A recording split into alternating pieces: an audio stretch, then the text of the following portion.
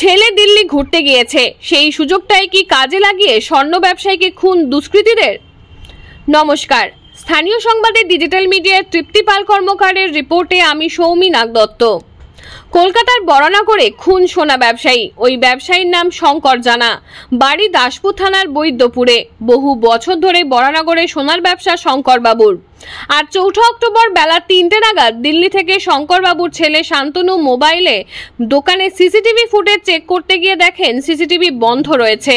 তারপরই পড়শিদের ফোন করেন শান্তনু। তারপরই হাত পা বাঁধা অবস্থায় দোকানে পড়ে থাকতে দেখা যায় ওই ব্যবসায়ীকে। প্রাথমিকভাবে পুলিশ মনে করছে ক্রেতা সেজেই দুষ্কৃতীরা দোকানে এসেছিল এবং আগে থেকেই পরিকল্পনা করে এসে এই খুন এবং লুটপাট চালিয়েছে তারা। যে সময় দোকানে হামলা হয়েছে সেই সময় ওই এলাকা মোটামুটি শুনশান থাকে এবং পাশের দোকানগুলিও বন্ধ থাকে। ওই সময় ওই সোনার দোকানের পাশের দোকানে সিসিটিভি ফুটেজ দেখে পুলিশ তদন্ত শুরু করেছে। বাবার খুনের খবর পেয়ে ছেলে শান্তনু দিল্লি থেকে ফ্লাইটে কলকাতায় ফিরছেন। গ্রামের বাড়ি থেকেও পরিজনেরা কলকাতায় রওনা দিয়েছেন।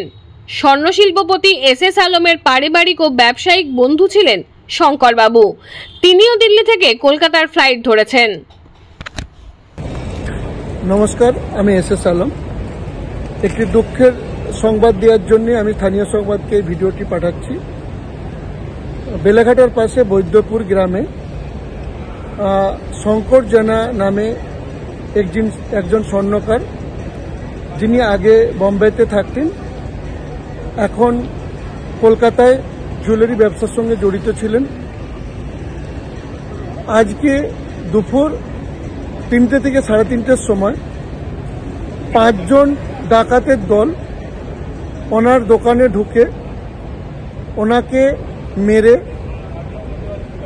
ওনার দোকান থেকে প্রায় 15 থেকে 20 কিলো সোনা নিয়ে চলে যায়।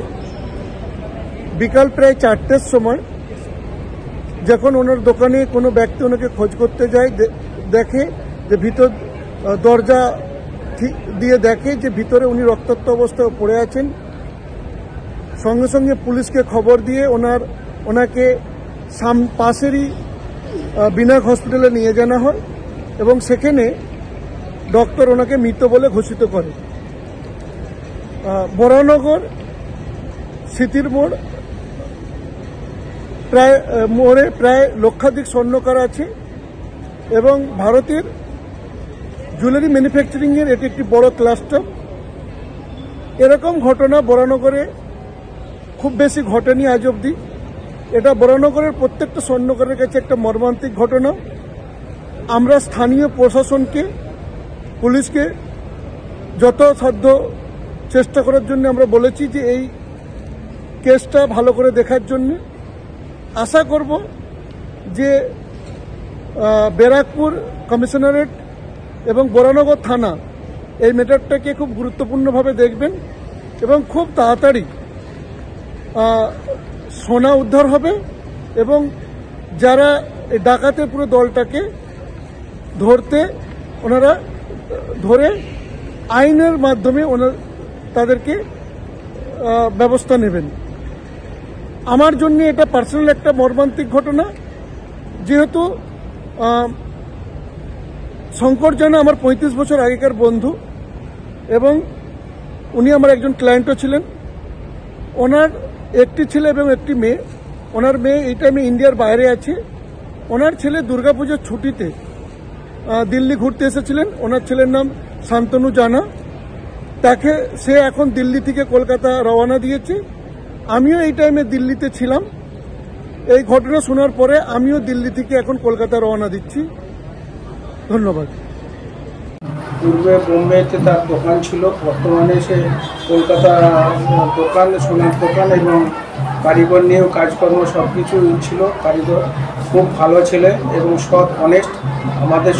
আমার সঙ্গেও ব্যক্তিগতভাবে খুব ভালো সম্পর্ক আছে। আজকে হঠাৎ শুনলাম যে কলকাতা তার নিজস্ব শোরুমে তাকে সিসিটিভি অকেজো করে মোটামুটি হাত পা বেঁধে এবং তাকে বন্দুক দিয়ে, রিভলভার দিয়ে কপালে মোটামুটি রিভলভার প্রয়োগ করেই একবারে মেরে দিচ্ছে এবং দোকানে সমস্ত সোনাদানা সমস্ত লুট করে নিয়ে চলে গেছে। দুষ্কৃতীরা এখনও অধরা, তবে ওখানে স্থানীয় প্রশাসনও খুব সচেষ্ট আছে যাতে দুষ্কৃতীদেরকে ধরতে পারে। আমরাও চাইছি যে দুষ্কৃতীরা যারা প্রকৃত দোষী তাদেরকে ধরা হোক এবং তাদের পানিশমেন্ট হোক। কিন্তু আমরা চিরদিনের জন্য আমাদের গ্রামের খুব ভালো হিতৈষী, অনেক লোকের উপকারও করেছেন বা করতেন এবং ভাইদেরও সঙ্গে খুব ভালো সম্পর্ক, আমাদের সঙ্গে সম্পর্ক। আমরা সবাই খুবই মর্মাহত তার জন্য। তার পরিবার এবং তার ছেলে মেয়েদের জন্য সমবেদনা এবং সমব্যথী হলাম। তার আত্মার শান্তি কামনা করি। এই বলে আমি আজকে আমার বেশি বলার মতো আমারও মানসিক প্রস্তুতি নেই, তখন আমিও নিজেকেও খুব মর্মাহত, খুবই দুঃখিত। ঘাটাল মহকুমার সমস্ত খবর সঙ্গে সঙ্গে পেতে আমাদের এই চ্যানেলটিকে সাবস্ক্রাইব করুন।